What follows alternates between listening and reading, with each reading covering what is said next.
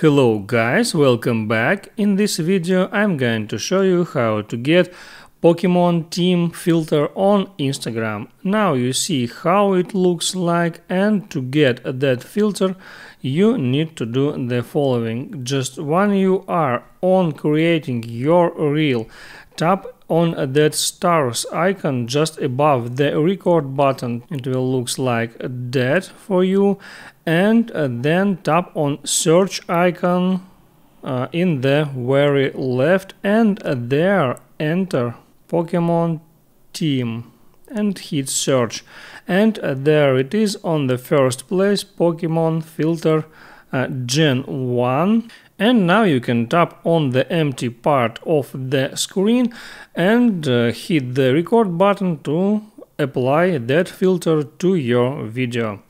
Make sure you like this video if it was helpful for you, and see you next time.